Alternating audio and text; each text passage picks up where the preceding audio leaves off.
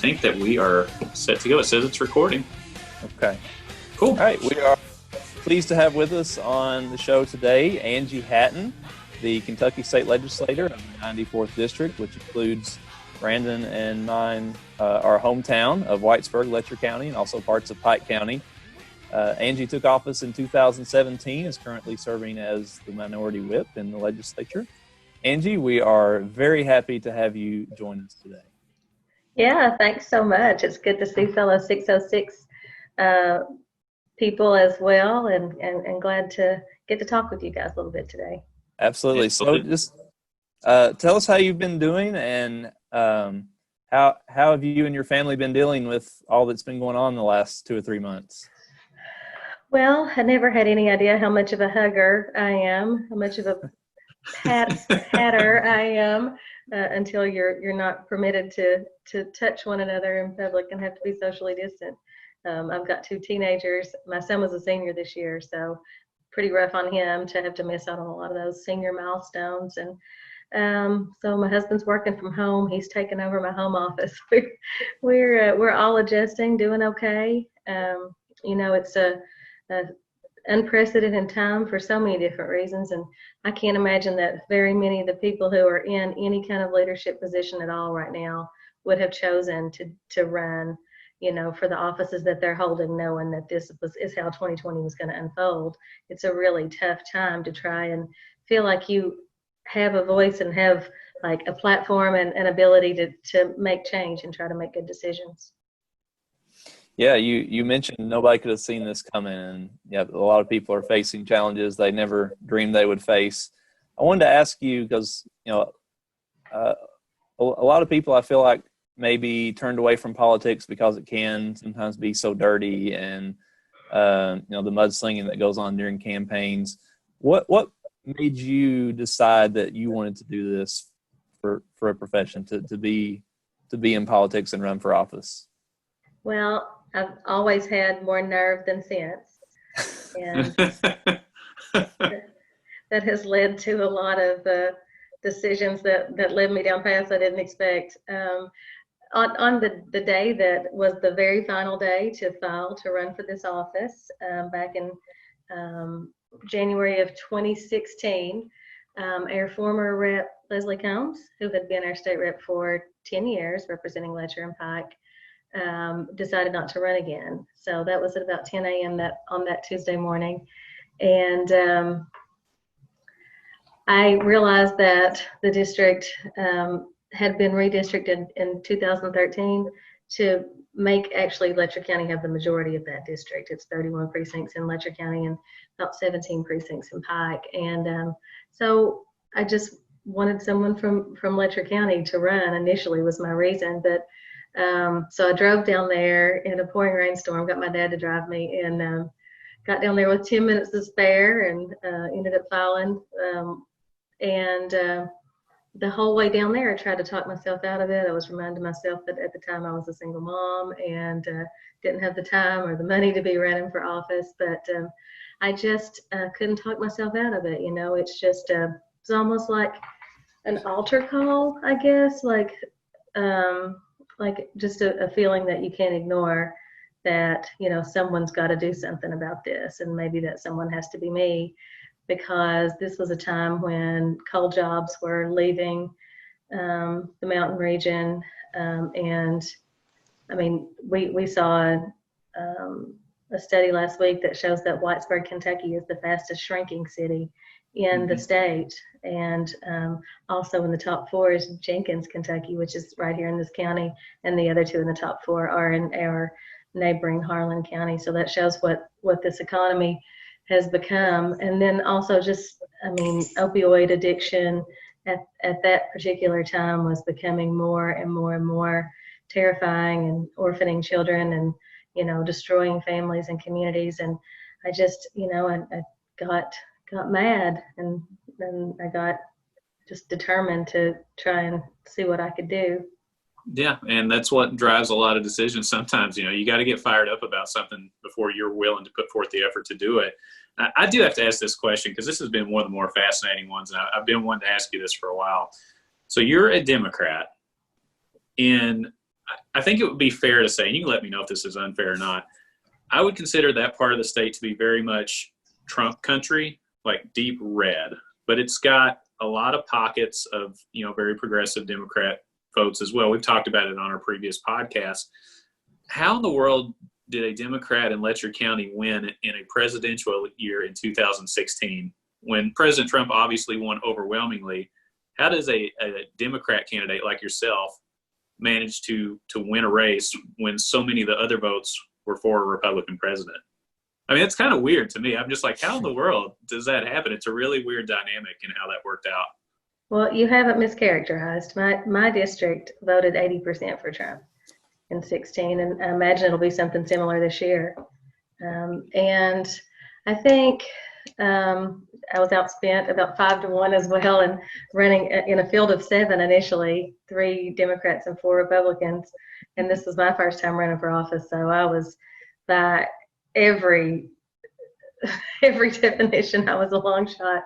But I think that for every Goliath, there's a stone. So I ran hard, worked hard, and I think that I share a lot of the values of more moderate Democrats and sort of centrist Republicans in that pro-Second Amendment, vote pro-life. And I am the child and grandchild and niece and now wife of a coal miner. So my family's made their living in coal. As you guys are from the 606, you know what that's like. I mean, that's what we do here.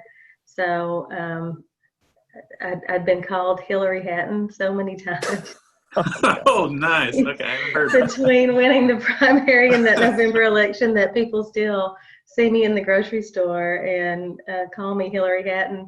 And I mean, I guess it's just funny now, but I mean, they spent a fortune tying me to Hillary. They photoshopped pictures of me in a blue pantsuit that looks a heck of a lot like a blue pantsuit that Hillary was wearing. So like, oh my goodness. And the picture is photoshopped. I haven't had a picture taken with Hillary Clinton, but people don't know that, especially older voters. I saw it, I know, but it was hard to tie me to Hillary because they hated her mainly because of the coal issue, and I'm not going to take any kind of vote that's ever going to hurt a coal miner.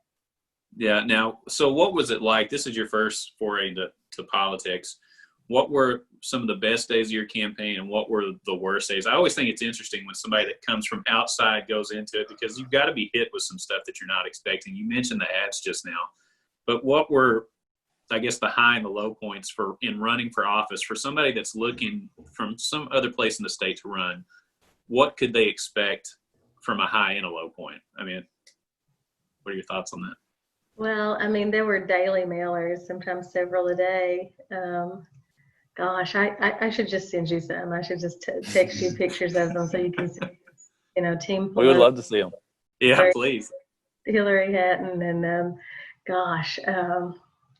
they had taken pictures of me where they made my face fatter, like widened it, like it's big enough, and hid my face in bushes and said I was after their guns, and I mean, really, But you're saying those are inaccurate photos of you in the bushes. Is that what you're saying?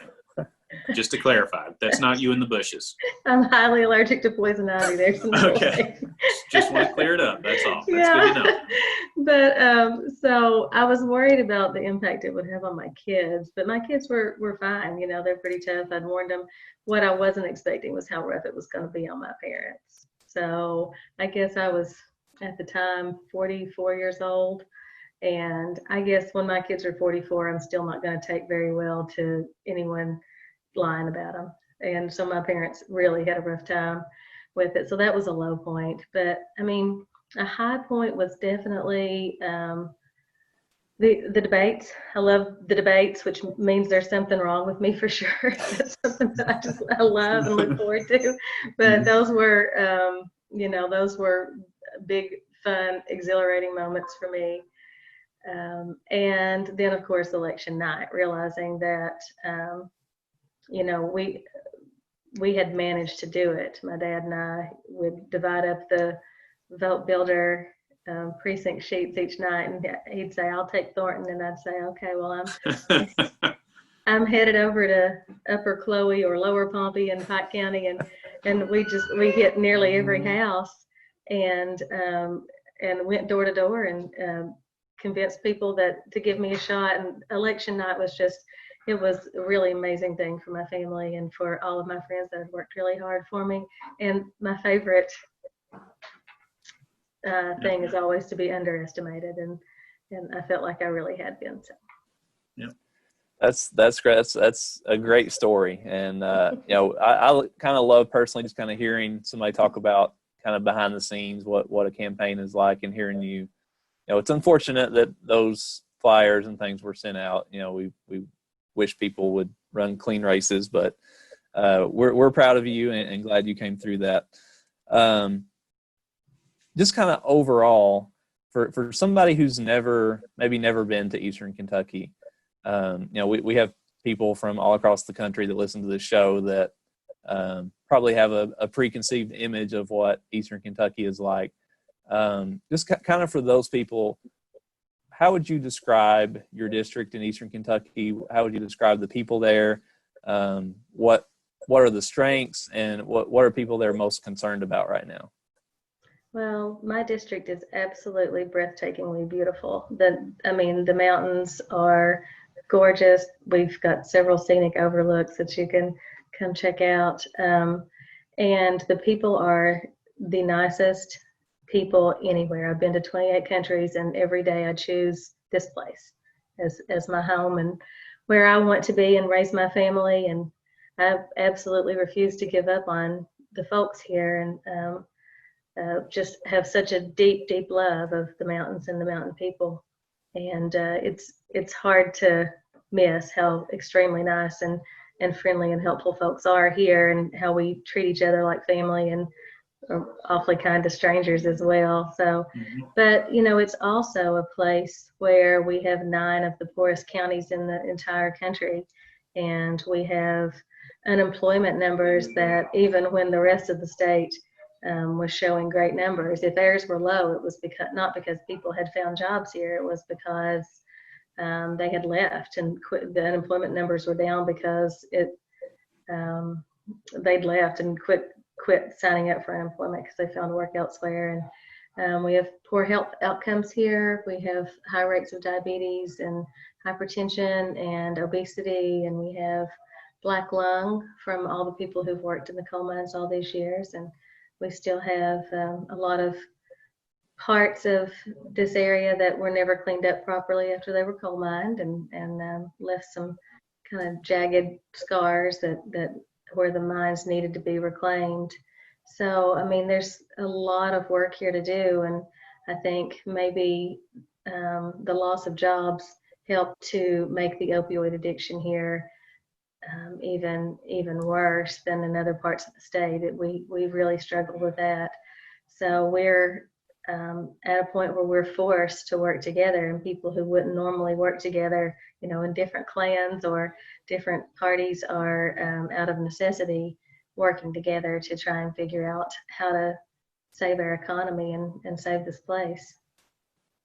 Yeah, I think you mentioned earlier Whitesburg. I'd actually seen this from one of your tweets, that Whitesburg is the fastest shrinking city in Kentucky, which, you know, for Brandon and I both, we hate to see that. And I know a big push you've been trying to make recently is getting people to fill out their census. Can you tell us why that has become such an important issue for you, and maybe tell anybody listening why they should complete their census? Well, it's federal money that's tied to our census count, and it's estimated between $2,000 and $3,300 per person that isn't counted would be lost to this region and be absorbed into other regions of Kentucky or other states.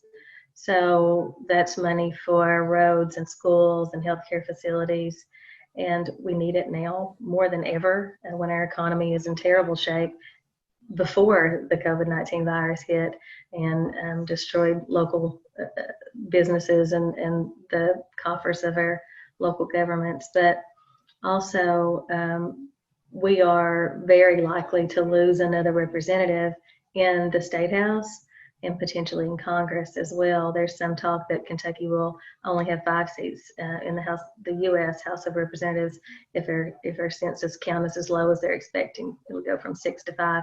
So that's wow. one less vote in Washington of people that know what we need and know us. We need that representation. And then in the House, there's 100 seats, and they're based a little over 4 million people in Kentucky. So the seats are based on approximately 42,000 people in a population district. So Eastern Kentucky has a really strong likelihood of losing another state rep. We lost one in the 2010 census, and Fayette got another one. Well, Jefferson County has either 18 or 19 state reps that represent parts of Jefferson County, and Eastern Kentucky doesn't have that many altogether as a region. So when we lose another one and one of the other bigger urban centers gets another rep, I mean, there's an urban-rural divide among national and state lawmakers, and I hate to see the rural area lose another seat. Yeah, it's tough. Everybody listening, if you haven't done it, please fill it out, regardless of where you live. Oh, excuse me. Careful. There goes my camera. Yeah, that's good, right? We're going to leave that in. Let's leave that in. I think we leave that in. Did you fall down? No, that wasn't me that fell down. That was my camera. It just did one of these. So, we just keep rolling. We'll add that to the blooper reel later. Yep, I like it. Keep it in. Well, just on a totally separate topic, last Friday, Whitesburg held a Black Lives Matter rally. And I'm just going to say, when a lot of people hear about Eastern Kentucky and preconceived notions and stereotypes and things like that, I don't think that they necessarily think that Black Lives Matter rallies would occur. Just historically speaking, most people probably wouldn't put that together. I thought it was really interesting. I mean, to see that. What were your thoughts when you see a town like Whitesburg, way back in the hills, come out and have such a large rally like that? What did that say to you, and what were your thoughts when you saw the size of the group that came out? Well, there were rallies all over Eastern Kentucky: Paintsville, Prestonsburg, Pikeville, Estill County, Hazard, and of course Whitesburg.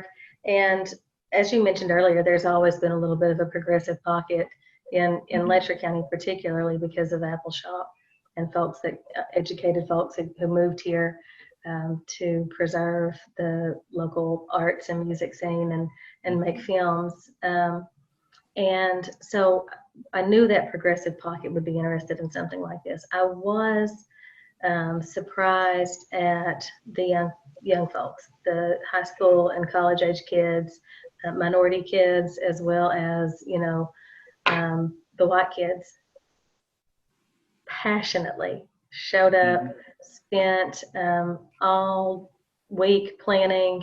It was local, it was peaceful, it was socially distant, and there was poetry, there was prayer, and at the end, the closing prayer turned into an absolute sermon by a local Pentecostal preacher, an apostolic preacher who absolutely brought down the house and not a dry eye in the place.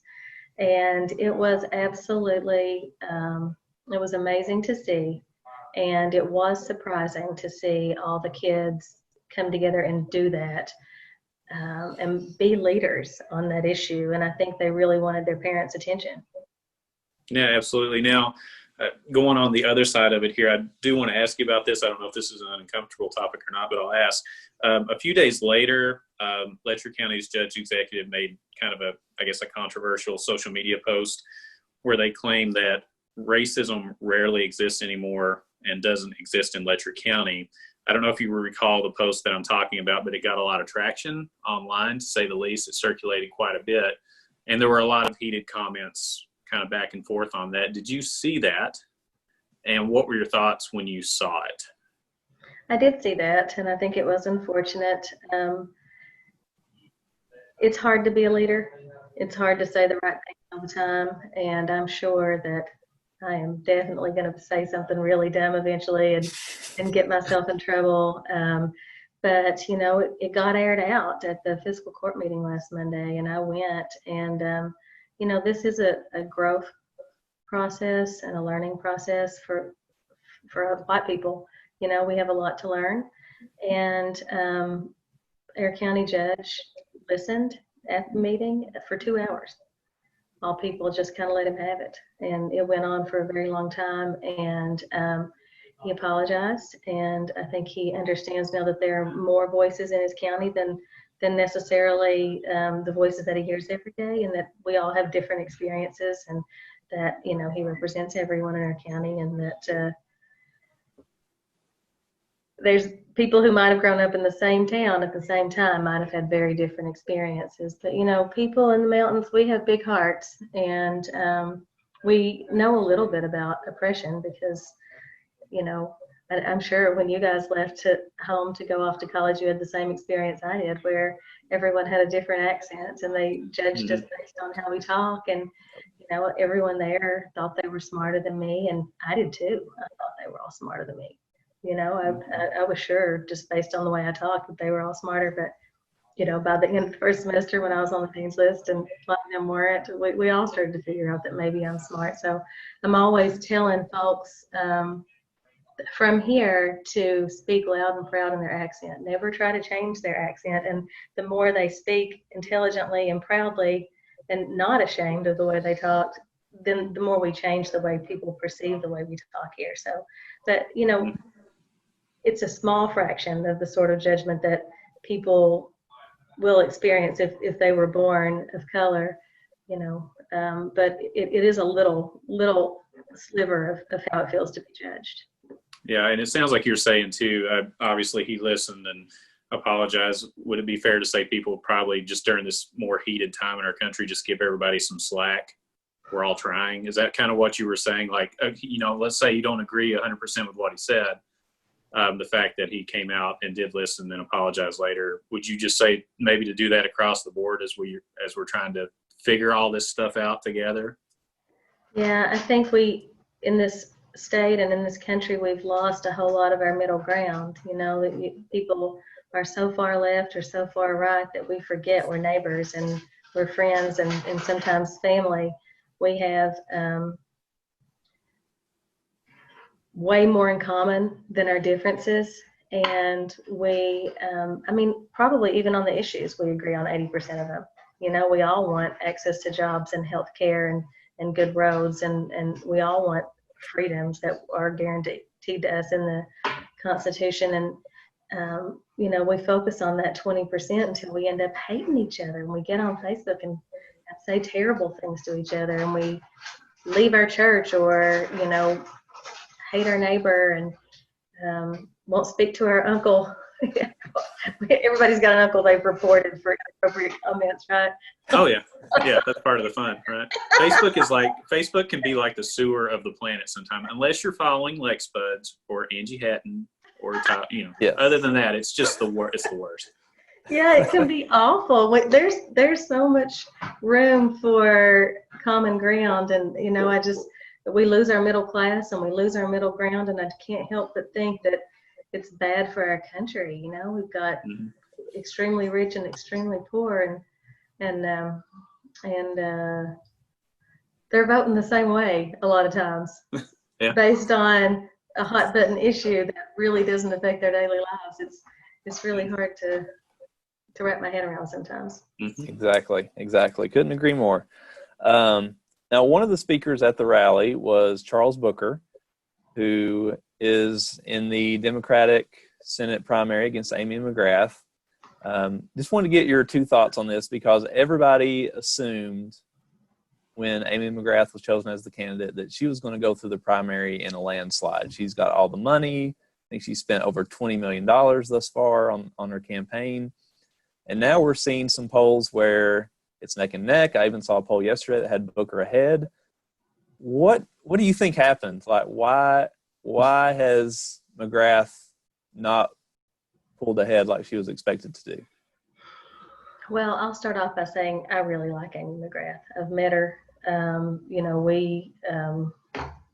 both women. You know, she's a tough lady. She's I think she has good ideas sometimes, and then sometimes maybe has been steered wrong in her messaging.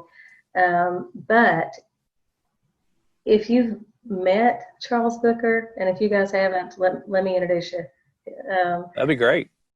He is just extremely dynamic, and his energy is palpable. I mean, you can feel it. You can almost see it radiating from him. He has a lot of just positive energy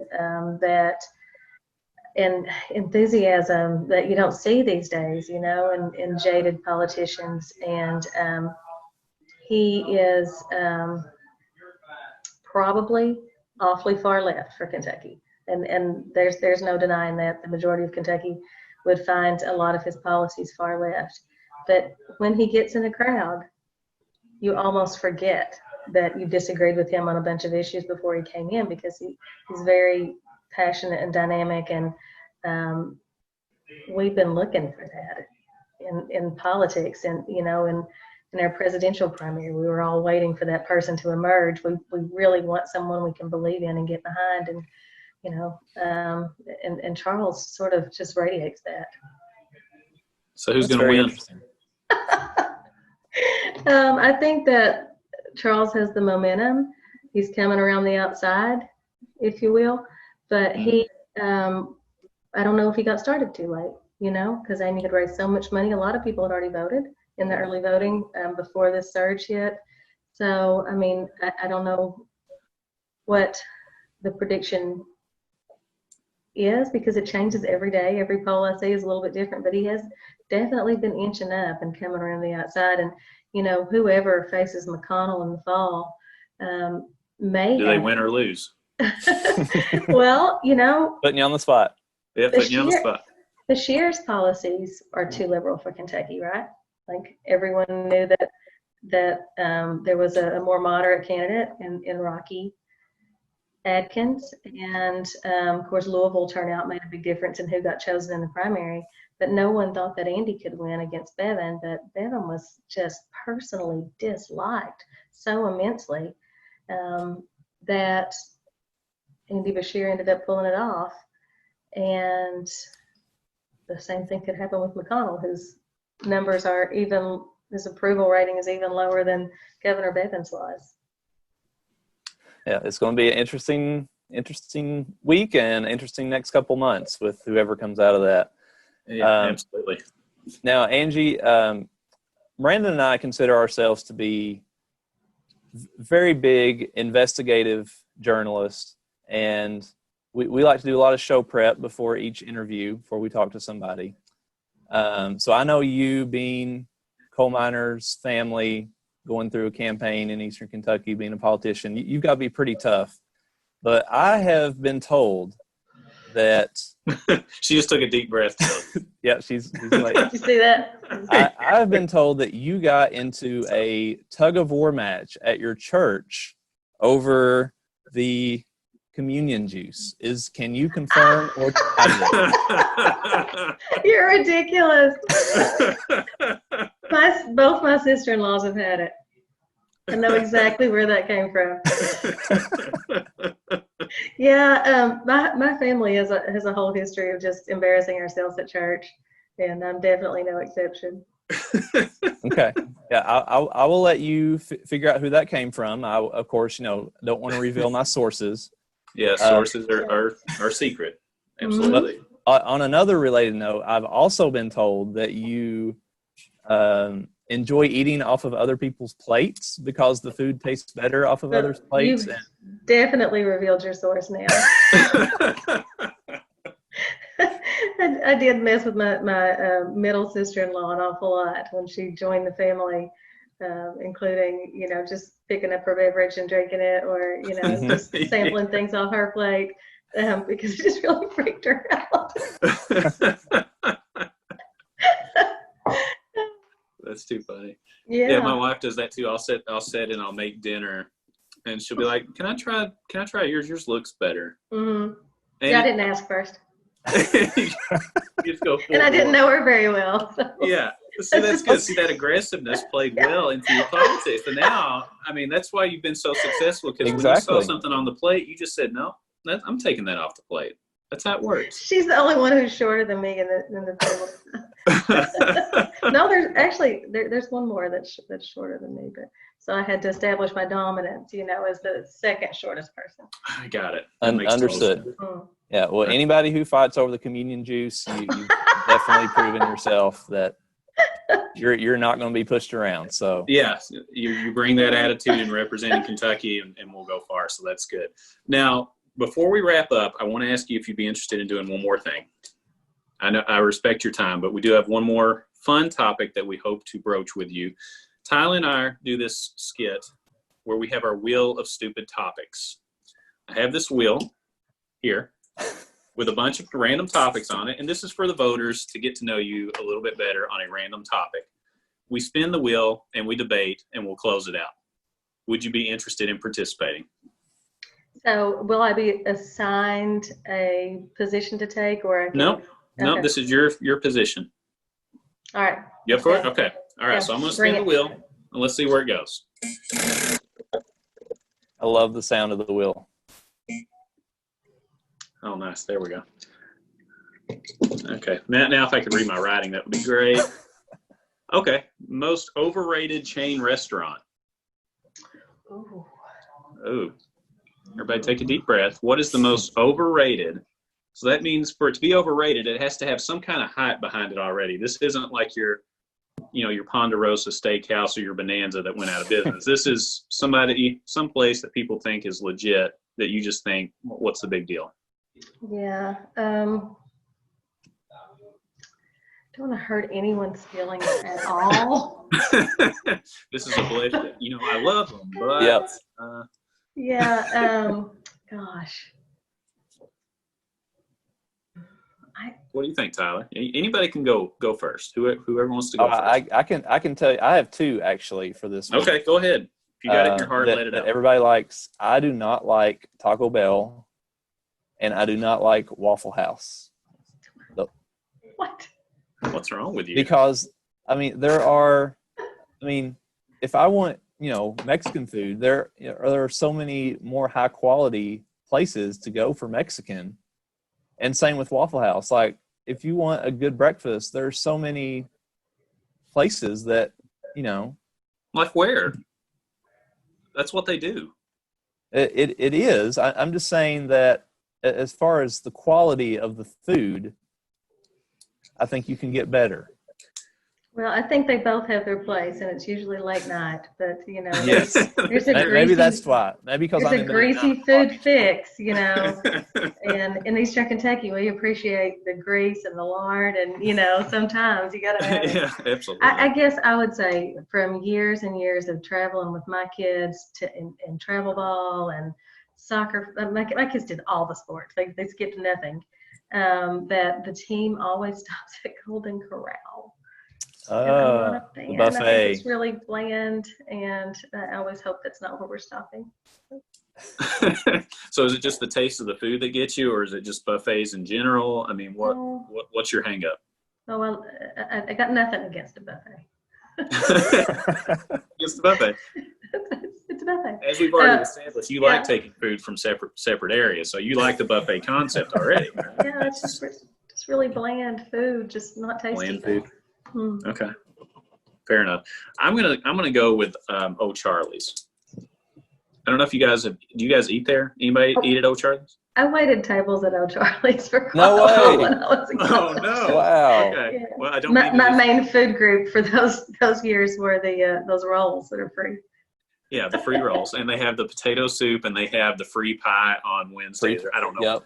Yeah, every time I say O'Charlie's, people are like, "But they give free pie." Well, that's great, but I remember there was a sign out on, I won't say which one, that said, "We're still open." When you have to put a sign out that says "We're still open," I think the people are speaking a little bit. Am I not right? Like, well, I knew you were still open. I just didn't go because I don't like it. That's like those places in Eastern Kentucky that have so much junk sitting in their yard that they have to write on the fence, "Nothing for sale." Exactly like that. For a yard sale. Start going into the swap shop. Oh, Crazy. that's fantastic. Okay, so just to clarify, Tyler, you're saying Taco Bell and Waffle House. You're nuts, by the way. You're going Golden Corral, Angie. I'm going to say that's a fair one. A lot better than Tyler's. And do you guys agree or disagree with the O'Charlie's? Oh, disagree. Disagree. Only because you worked there, right? Well, working there was rough. Now it was a tough job. It was super stressful, actually, and I have all kinds of crazy stories about what a terrible waitress I was. But I worked hard. I can't wait to hear those later on. That sounds Brandon, she was probably taking food off people's plates before she got to the table. Is what it was. We're going to keep coming back to that. Yeah, the sister-in-law's dead. Yeah. I'm not saying anything. Tyler, I don't think you're saying anything. I cannot confirm or deny. That's true. But I think this was an interesting conversation. We covered a lot of serious ground. We found out a little bit more about you on a personal side with the Golden Corral thing, so that's good. And we hope that, as we get closer to the elections in November, that we can have you back on and, let you give everybody your 2 cents worth on the campaign trail and all those kind of things. So would you be interested in coming back? Yeah, sure. I did election night commentary last November's election since I wasn't on the ballot, and that was a lot of fun. I was on YMT TV station in Hazard, and I love it. It's so much fun. Such a fun game. No, that's awesome. That's great. Yeah, we would love to have you back.